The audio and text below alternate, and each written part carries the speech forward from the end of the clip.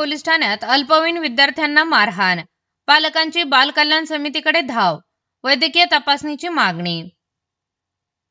अहिल्यानगर प्रतिनिधी।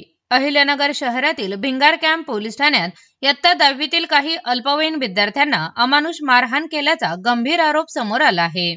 या घटनेमुळे शहरात खळबळ उडाली असून संबंधित पोलीस अधिकारी, होमगार्ड व शिक्षकांवर गुन्हा दाखल करण्याची मागणी पालकांनी केली आहे। मिळालेल्या माहितीनुसार संबंधित विद्यार्थी 10वीची परीक्षा देण्यासाठी सकाळी जात असताना ट्रिपल सीटने प्रवास करत होते। यावेळी परिसरात राहणाऱ्या एका होमगार्ड सोबत जुना वाद असल्याने त्यातून वाद निर्माण झाला। विद्यार्थ्यांनी सांगितल्याप्रमाणे होमगार्डने रागातून विद्यार्थ्यांना अडवून मारहाण केली। त्यानंतर दोन्ही बाजूंमध्ये हाणामारी झाली असून हा सर्व प्रकार सीसीटीव्हीत कैद झाल्याचे समोर आले आहे। मात्र सुरुवातीचे फुटेज देण्यास टाळाटाळ होत असल्याचा आरोप करण्यात आला आहे। यानंतर विद्यार्थ्यांना भिंगार कॅम्प पोलीस ठाण्यात आणण्यात आले। पालकांचा आरोप आहे की पोलीस ठाण्यात असताना पोलीस कर्मचारी व होमगार्ड यांनी मुलांना अमानुषपणे मारहाण केली।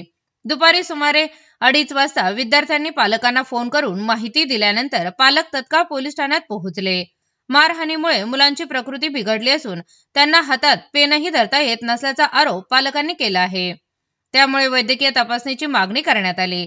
तसेच पोलिसांनी मुलांना त्वरित वैद्यकीय तपासणीसाठी न पाठवता व पालकांच्या ताब्यात देण्यास विलंब केल्याने विद्यार्थ्यांच्या अभ्यासावर परिणाम झाला असून पुढील पेपरबाबतही पालकांनी चिंता व्यक्त केली आहे।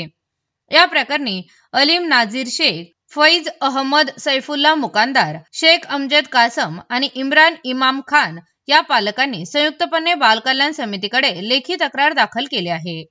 पोलीस ठाण्यातील सीसीटीव्ही फुटेज तपासून सत्य बाहेर आणावे व संबंधितांवर कठोर कारवाई करावी अशी मागणी तक्रारीत करण्यात आली आहे।